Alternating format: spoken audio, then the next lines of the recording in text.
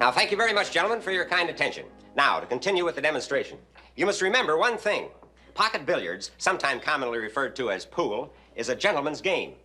It should be a very good game for you, gentlemen. Now, for my next shot, I would like to demonstrate one that requires all the science and skill of this wonderful game. It's called the bank shot.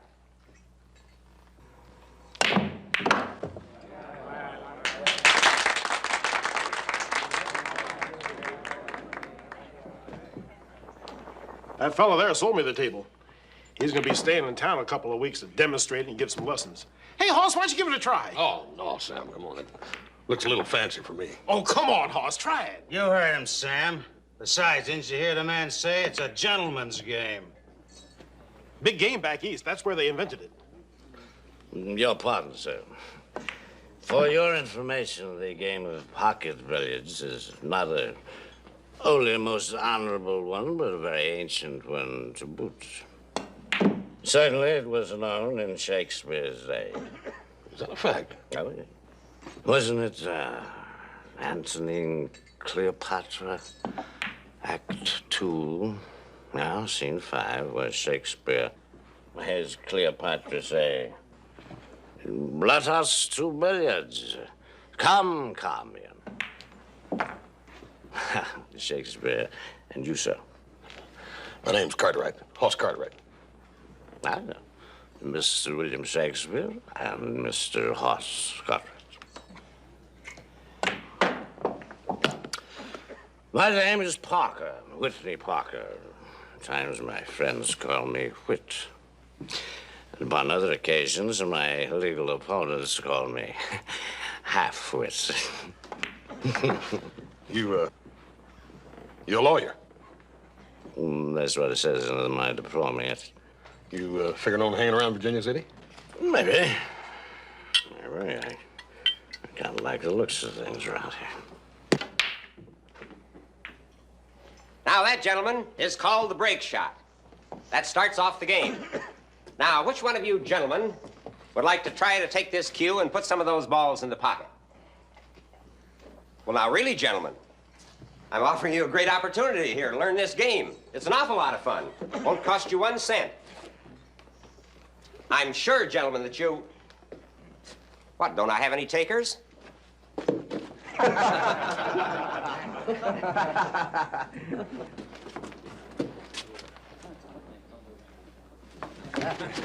I'm giving 2 to 1 he doesn't even hit that little ball with a stick. How about it, Cartwright?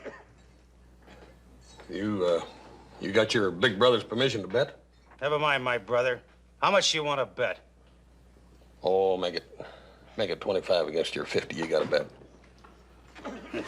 Sure. I think I'd better show you how to hold the cue. This is the cue.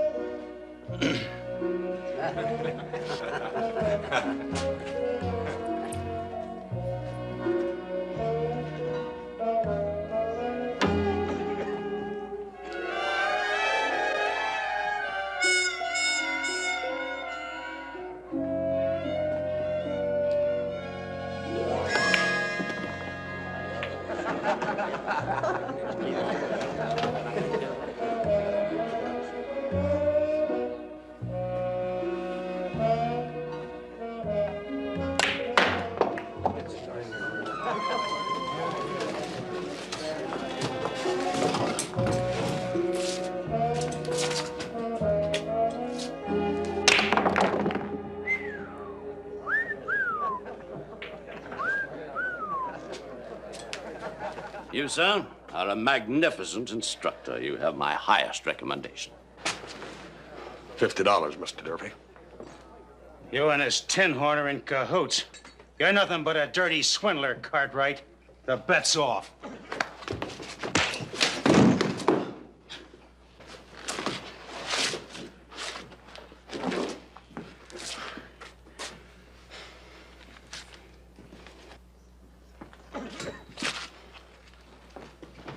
My compliments, sir.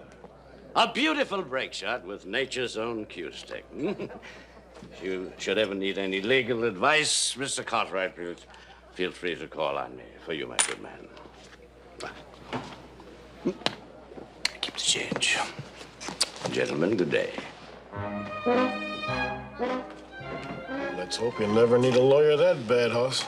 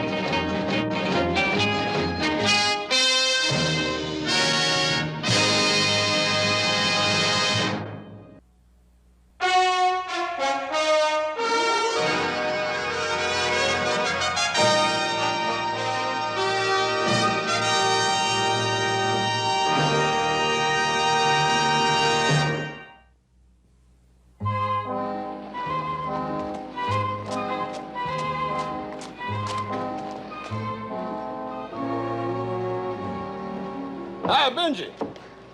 Hi, Mr. Cartwright. I ain't seen you in a long time. Well, I've been busy the last couple of weeks out the ranch.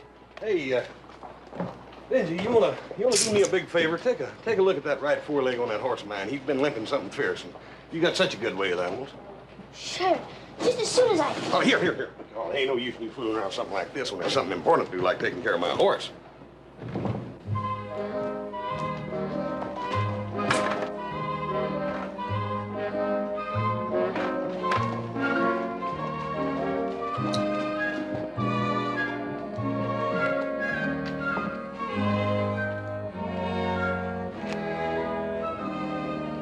Can't find nothing wrong with him, Mr. Cartwright. I'll be dead, Mark. Well, the old son of a gun's kind of moody, Benji. I reckon he's just in a mood to limp. I'll walk it out of him. Look at him. What I tell you about it being moody, see, now he's in the mood to walk. Mr. Cartwright, you think I'll ever be big and strong like you? I don't know, Benji. That sort of depends on how big your folks was. My pa sure ain't big. My grandpa, he was a real big one, they say. Monstrous. Well, in that case, Benji, if you'll concentrate on it real hard, I'll bet you one of these days you'll make it. I'll sure try, Mr. Cartwright. I'll bust my britches trying. Well, I gotta go now. Bye-bye. So long, Benji.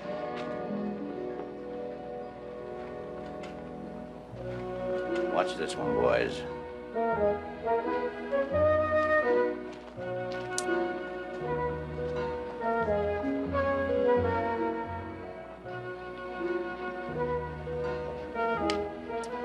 And now I shall demonstrate a shot executed in the most difficult manner possible. Watch carefully.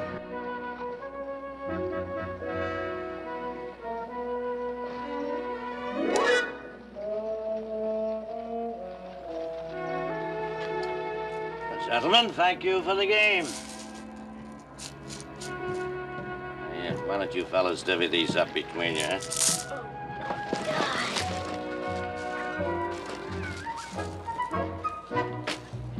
How do, Mr. Cartwright? Howdy, Mr. Parker. How are you, sir? Pretty fancy shooting there. Huh? Oh, well, I see you hung out your shingle already. Yes, I thought I'd stay around for a while. Oh, by the way, that offer of mine still holds good. I think I can always manage to squeeze in another client. Yeah, well, good. I'm in need of a little advice, as a matter of fact. I just been called as a witness on a lawsuit. That's so. Come on in, tell me about it.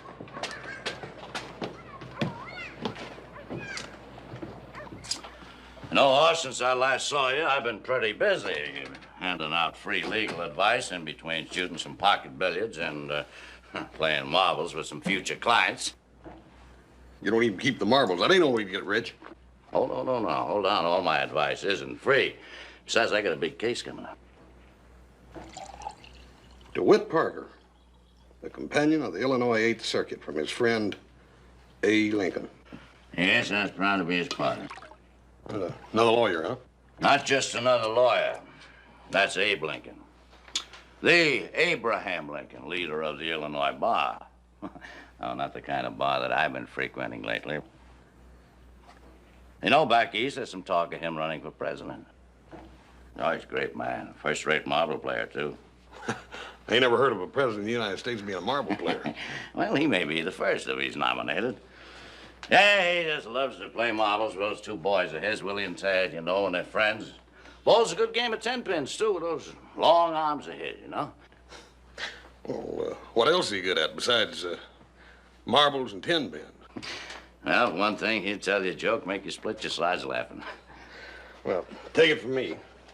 A man like that ain't gonna never be president of the United States. He ain't serious-minded enough. The president's gotta be serious and smart. Oh, he's smart, all right. He's smart, it's just that, he uses a joke maybe to illustrate a point, you know, like when he and Mr. Stephen Douglas having those debates back in Quincy, you know, when they both running for United States Senator. I remember one time he said, Mr. Douglas, he says, that argument of yours is about as measly soup you'd get from boiling the shadow of a pigeon that's been starved to death. That is a good one. Hoss, I brought you in here to talk about your case, and here instead I'm talking about Mr. Lincoln. I'm afraid that's an old habit of mine. Sort of nasty business. It involves the Durfee brothers. The Durfees? Yeah. Remember that feller that tried to welch on that bet with me in the saloon that day when me and you first met? Yeah, I know the Durfees. What about him? Well, that one's Ev. Now, he ain't nothing but a bully. But his brother Flint, he's a smart one. Sometimes a little bit too smart.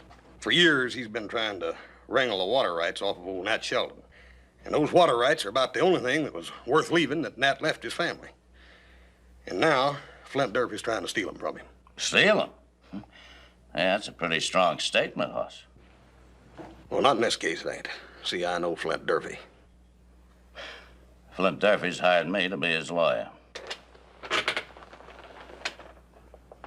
You got yourself a pretty rotten case then, Mr. Parker. I'm not the kind of lawyer who's going to get mixed up in anything shady. You have now. Well, now, you seem to know more about this case than I do. Yeah, I probably do. Look, Mr. Parker, about 3 weeks ago, I rode out to Nat Sheldon's place. Nat's been sick for several days. I found him laying there on the sofa in his parlor with a pen still in his hand. And Flint Durfee pocketing a piece of paper while his brother Ev looked on. That piece of paper signed over the water rights to the Sheldon place to Flint Durfee for nearly nothing. He'd been sick. He's clear out of his head. Now old Nat's dead, and Flint Durfee's watering his herd on the Sheldon place. Tomorrow, I'm gonna be in court backing up young Nat Sheldon's case against that fraud.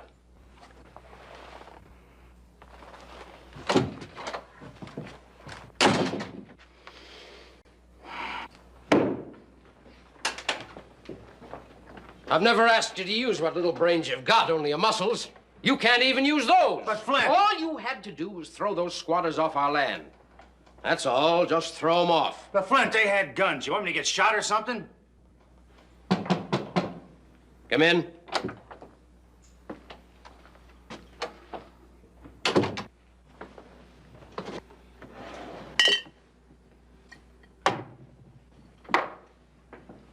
Have a drink? No, thank you. I'd just like to have a little talk with you. Well, talk away. Had a visit from Hoss Cartwright a while back. He tells me that old Nat Sheldon was out of his head when he signed that agreement. You're not going to believe Hoss Cartwright over me, are you? Was he out of his head when he signed it? Well, what's the difference? I got the paper with his name on it, see? And my brother Ev here and me were witnesses.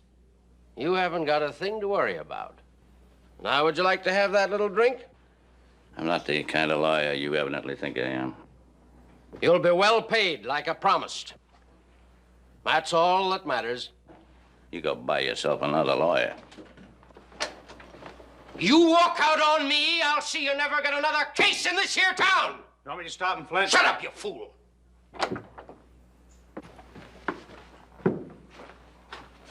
I'll tell everybody I threw you off the case because you were too drunk to handle it. Do you hear me? Drunk! Drunk! Drunk!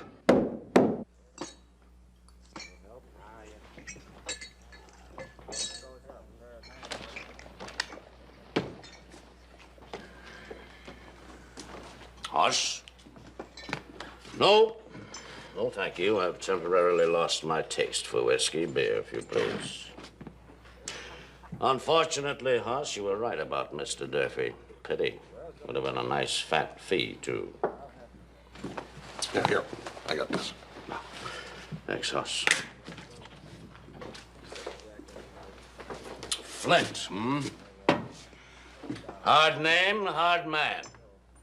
Reminds me of a fella in one of Mr. Lincoln's stories. A rattlesnake bit him on the chin. Well, the fella recovered, but the snake died. Whip, what's wrong with a fella like Flint, anyhow?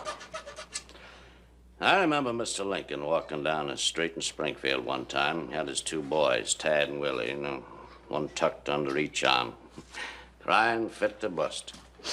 So I asked Mr. Lincoln what the matter was. Whit, he says to me, the same thing that's wrong with the world. He says, I got 3 walnuts in my pocket. Each of them wants 2 of them. Sheer greed. That's what's wrong with Mr. Durfee. And that brother of his. He's sheer ornery. Be mighty careful with. His bite's worse than a rattlesnake's. Of course, come on, you're making me nervous.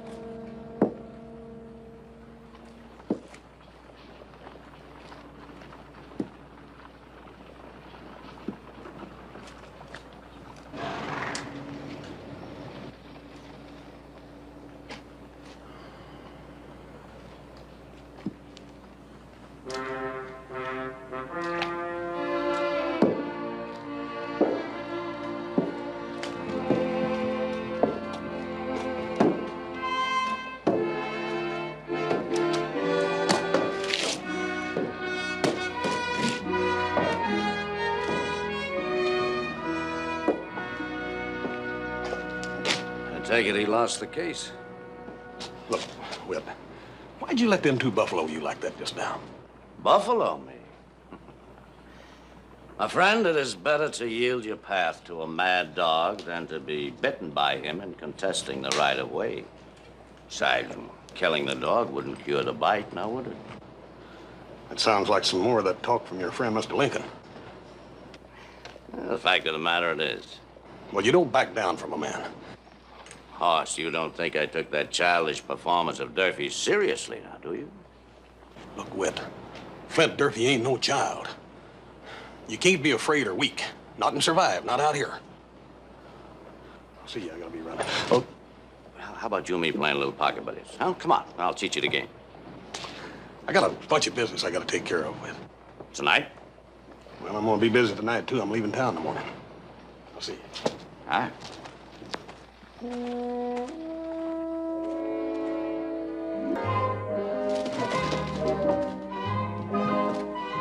Hiya, Benji. Hi, Mr. Cartwright. Mind if I walk with you? No, enjoy the company. You don't want to stay up too late, though. It might stunt your growth. Well, I just had to stay up late fixing up these packages for Mrs. Gentry. Usually I get to bed pretty early, though.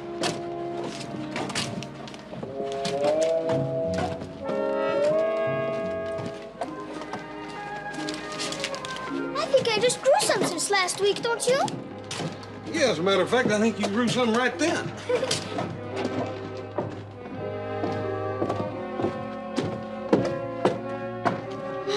I gotta deliver these packages now, Mr. Cartwright. Well, I'll see you in the morning, Benji. Night, Mr. Cartwright.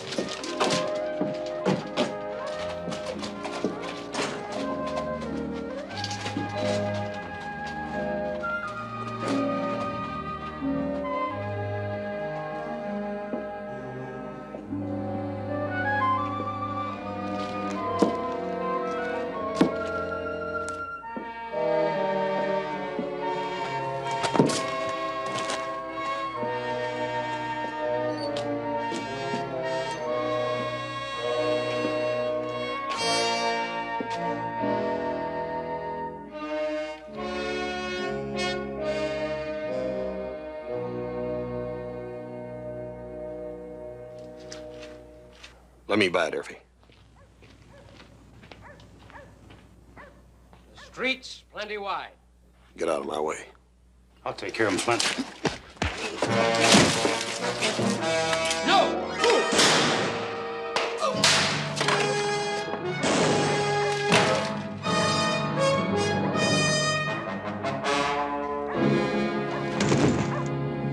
Hey, what's all the shooting about? Hurry, Sheriff, hurry! Gotta get the doctor. Looks like somebody's been shot. He shot my brother. Horse Cartwright killed him. He killed him in cold blood.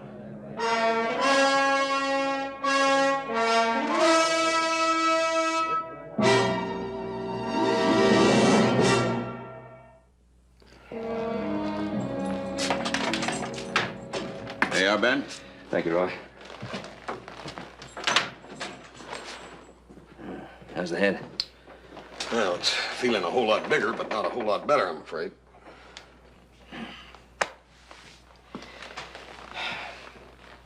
Boss, I'm not going to be able to get you out on bail.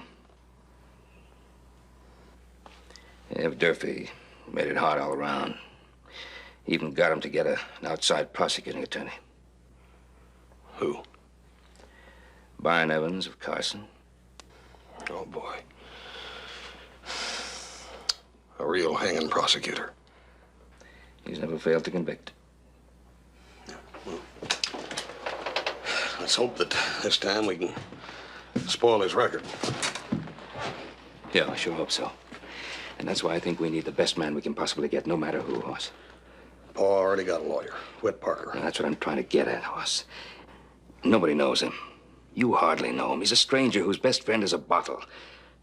Well, that's one that Ev Durfee started. Look, Hoss, now you know very well that it's hard enough for a lawyer to try a case when he's sober. And Mr. Parker is a hard drinker. Isn't he? Paul, all I know is that Whit Parker ain't gonna let drinking get in the way of doing the best job he can for me. Paul, he's smart. He's real smart. If I'd listened to his advice, I wouldn't be here now.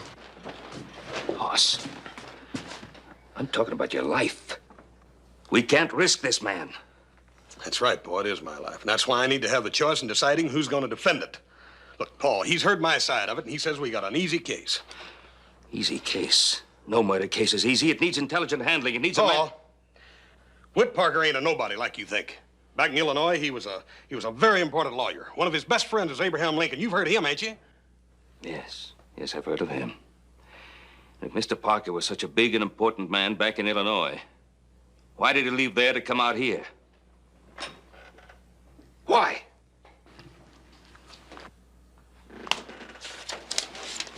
Would you send that off, please? Mr. Abraham Lincoln, Springfield, Illinois. Do you know lawyer Whitney Parker? If so, please telegraph this city, collect your judgment of Parker as defense attorney in murder trial. He is defending my son. Signed, Ben Cartwright. Meanwhile, let's make sure this Mr. Parker doesn't get drunk and lose the case. Not this case.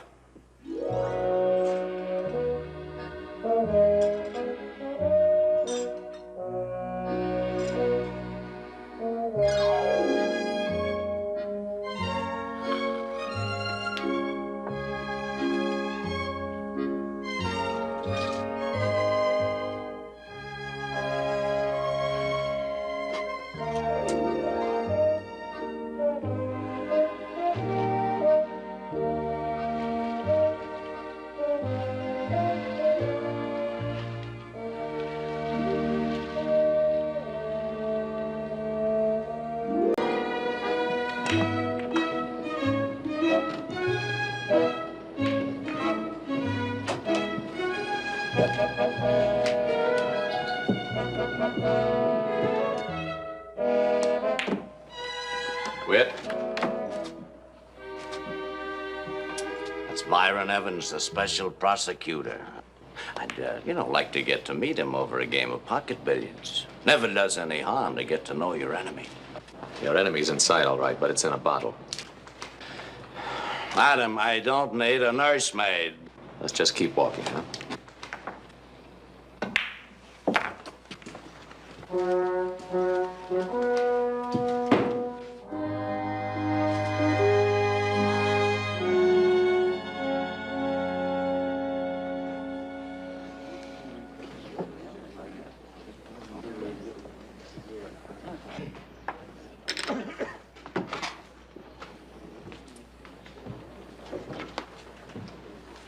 Your Honor,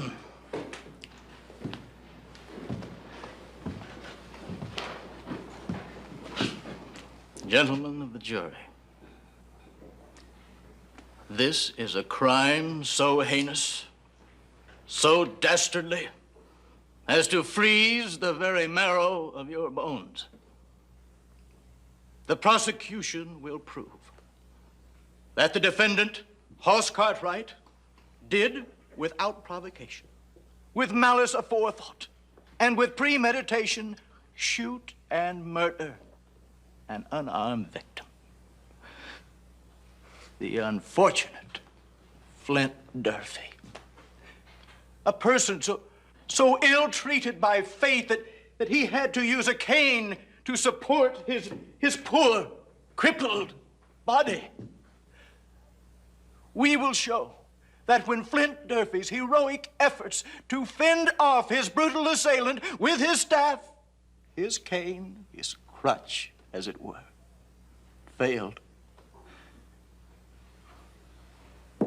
the end was merciless, cold-blooded, black-hearted murder by the miserable assassin sitting there.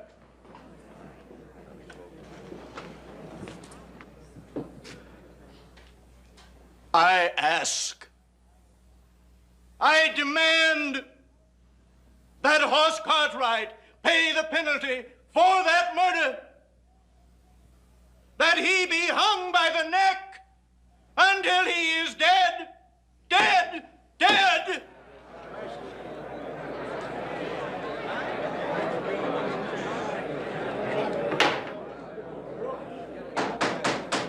He sure paints a pretty picture, don't he?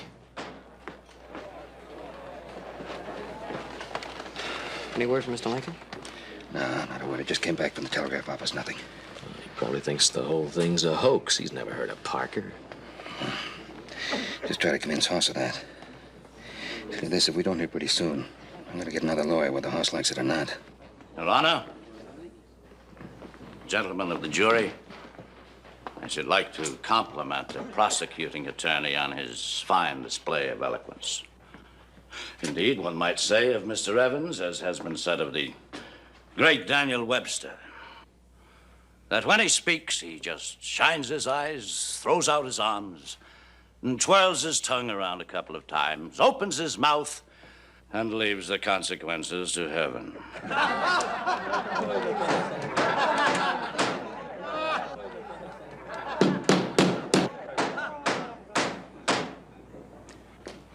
And now, if you'd be gracious enough to overlook my lack of eloquence, we shall prove that since my client, Hoss Cartwright, is innocent, the only other person at the scene of the crime other than the deceased is guilty. Ev Durfee.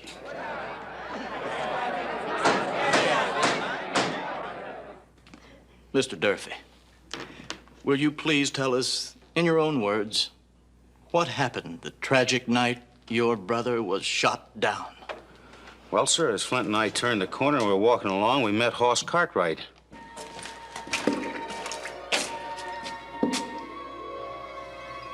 Let me by, Cartwright. Street's plenty wide, Durfee. Out of my way, Cartwright! What are you gonna do? You gonna hit me with that cane, Flint? It's about time somebody's teaching you a lesson. I'll take care of him, Flint. No! Fool! He shot my brother. Hoss Cartwright killed him. And that's the living truth.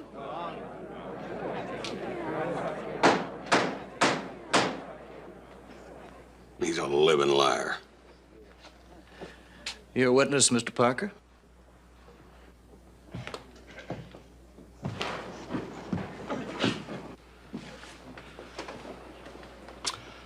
Mr. Durfee, is it not true that for years your brother used you as a sort of protector?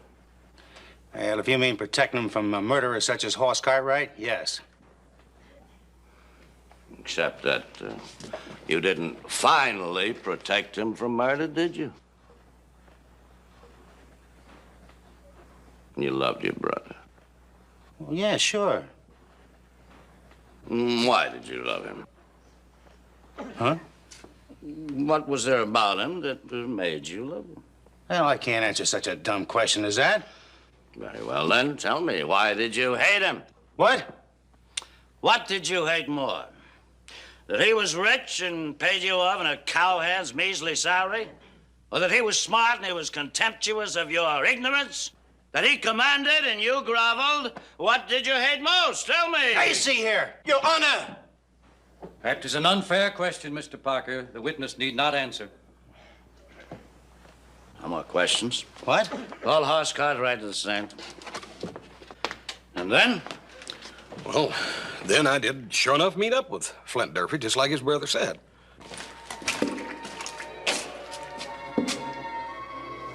But I wasn't going to let Flint Durfee buffalo me like he did Mr. Parker. Let me by, Durfee. The streets plenty wide. Get out of my way. I'll take care of him, Flint. No! When Flint hit me with his cane, my gun went off in the air and I almost blacked out. My head cleared and I saw that Ev had shot his brother. That's the way it really happened. Thank you, Hoss. Your witness? No questions. Very well, Hoss. You may step down. Your Honor, gentlemen of the jury, we now have one man's word against another. But there was a third witness to the murder. And that is Benji Lane. It's just like Mr. Cartwright said. I saw Skinflint Durfee hit him with his big old cane, and Mr. Hoss was hurt something awful, and his gun went up in the air. Thank you, Benji. Just a moment, Benji. Yes, sir? You and Horse Cartwright are great friends, aren't you, Benji? We sure are. Horse Cartwright's a hero to you. Someone you want to grow up to be like. Now, isn't that so, Benji? Yes, sir. Just how much do you really like him? Well, like I told you, a whole lot. Enough to lie for him? If it would save his life. I object, Your Honor. Objection's overruled. Answer the question, Benji. Sure, I'd lie to save his life.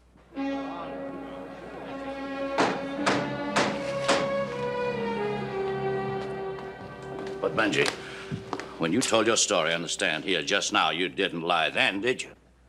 No, sir. I told exactly what I saw. Good boy.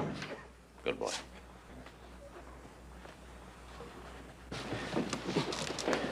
Dr. Kleiser, you performed the autopsy on the deceased, Mr. Flint Durfee. I did, sir. Using yourself as a model doctor, would you show the course taken by the fatal bullet? Yes, sir. The bullet entered an inch above the navel, here. And it lodged an inch to the right of the fifth lumbar vertebra, here. About 5 inches lower. Note that, gentlemen. Then what direction did the bullet take, Doctor? Why, downward, of course. Cartwright and his victim were both in an upright position. The gun was slanting down when fired. I object, Your Honor. That is an opinion of the witness. On the contrary, it is incontrovertible evidence. If, as counselor contends, Mr. Ev Durfee shot his brother, the course of the bullet would have had to have been upwards. But it didn't go up. It went down. Down, gentlemen, down. Proving that Horse Cartwright is not only a liar, but guilty of unprovoked attack and cold-blooded murder! Order! Order in the court! Order! Order! Order! Order in the court! Order! Order! Order in the court! Order! Order! Order in the court!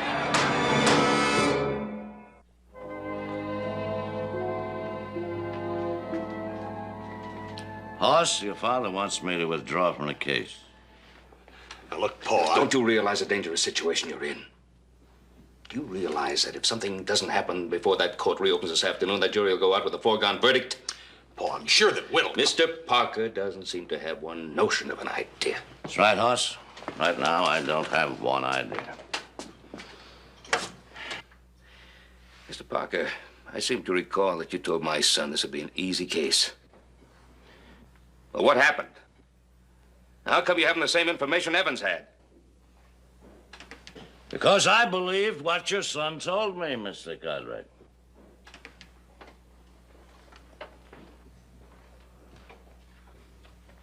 Whit, don't you still believe me? Yes, Hoss, but... Well, maybe when Flint struck you, you fired at him without really knowing. No. No, I was dizzy, but I wasn't that dizzy. My gun went off in the air. Yeah, well, maybe a new lawyer will be able to come up with something. I don't want a new lawyer. Hoss. Stick with me. I think maybe it's time I told you what happened with Mr. Lincoln and me. He was traveling the 8th Judicial District, you know, and he shares his cases in different towns with different lawyers. I was his associate in Clinton, Illinois. And we were trying an important case. Mr. Lincoln had to leave town before we finished, so I took over on my own. And then some trouble come up at home. I went out and got roaring drunk. First time ever, you know, while I was working. That is, I made a spectacle of myself. Lost the case. I was afraid to face my client and Mr. Lincoln, mostly Mr. Lincoln, so I decided to run off, heading for California. Wound up this far. And... Look, Whit, do me a favor. Don't run away this time. Hoss, believe me, you'd be much better off with some other lawyer.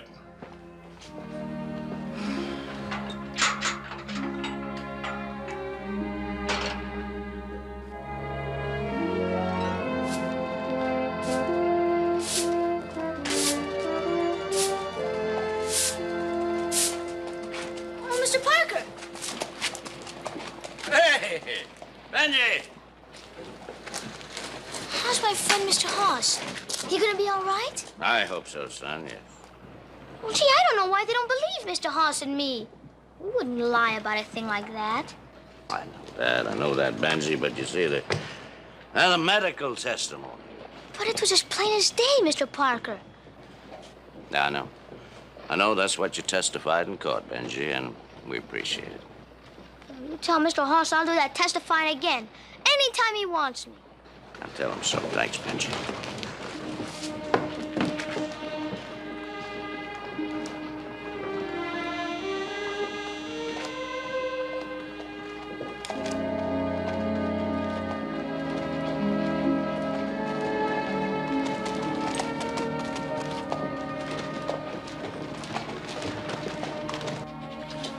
Mr. Parker? I'm whiskey, but... Mr. Parker, are you sure? I'm sure.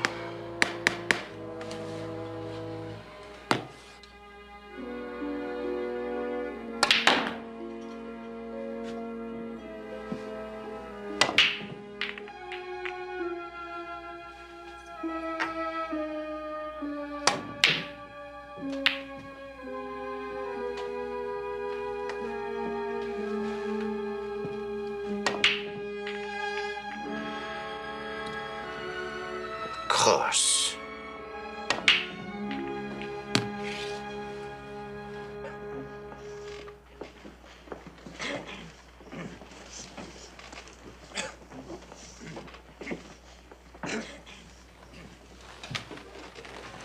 Your Honor? Yes? Your Honor, I'd like to make a request. Well, what is it, Mr. Cartwright? I'd like to request a little time to hire a new attorney. Mr. Cartwright!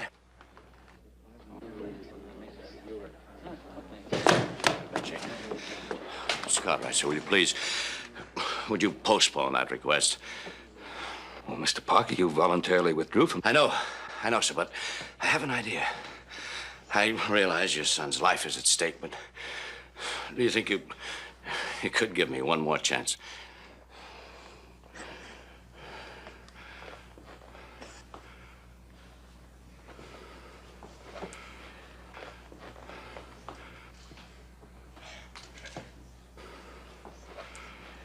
All right. Your Honor, I withdraw the request. Very well. Thank you, sir. Your Honor, I have a request that I believe essential to the defense. What is it, Mr. Parker? I request that the billiard table in the Silverado Saloon be brought into this courtroom. I object, Your Honor, at this indignity. But this is a trial, not a circus. Your Honor, Horse Cartwright has more than mere dignity to lose. I beg that you grant my request.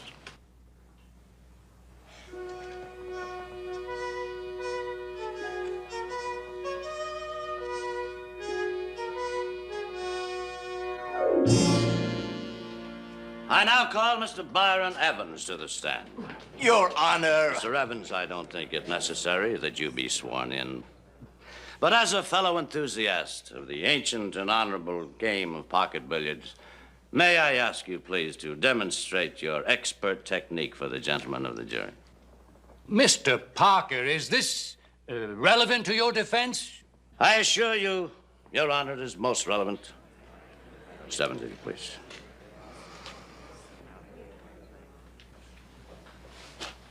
By all means. Thank you.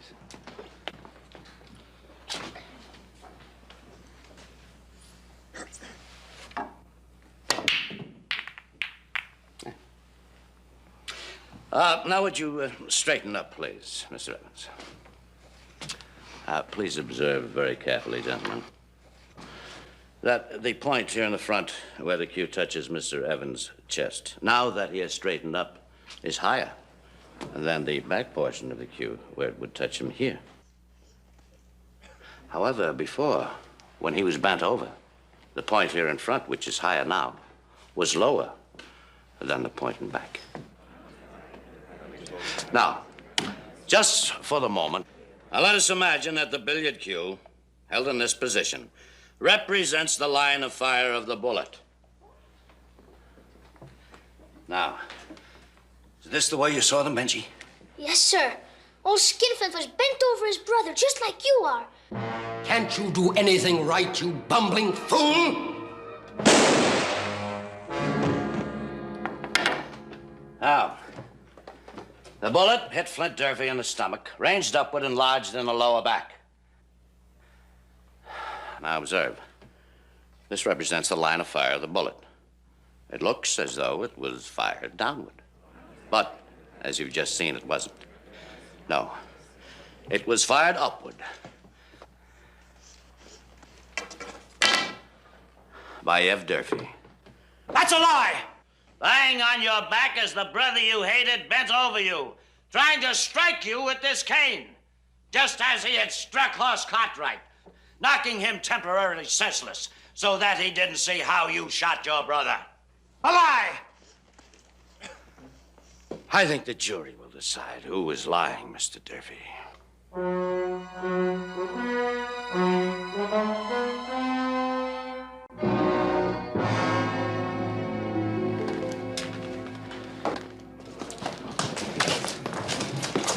Thanks. Joe. Thank you very much. Paul? Paul, what'd I tell you? Did I tell you I had a good lawyer? Yeah, you sure did. I was wrong, and I'm sorry. Parker, again, I just don't know how we can thank you, all of us.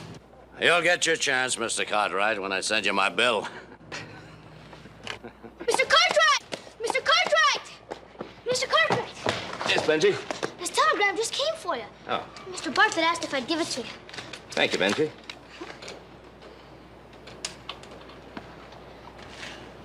Parker? I think maybe you better read this. Just returned from out of town. Replying to your inquiry, my friend Whitney Parker is a first-rate attorney. I would still trust him to defend my life. Tell him I have some cases needing his rare talents. Hey, Lincoln. You know, Mr. Parker, you probably have more cases in this town than you can shake a shingle at. We sure be happy to have you around. Thank you, Mr. Carter. Thank you very much, sir. But I'm kind of curious about some of these cases that Mr. Lincoln may have tucked up that long sleeve of his, you know. Besides, I've never been able to trim him at anything. Now, he can beat me bowling. Marble shooting? Marble shooting, yes. I'd like to get him into one game where I know I could beat him. Like pocket billiards. Well, it did save an innocent man's life, didn't it, Hoss? Seems to me that would be one argument he couldn't resist. Benji, is that Mr. Bartlett friend of yours, huh? I'm gonna send me a telegram.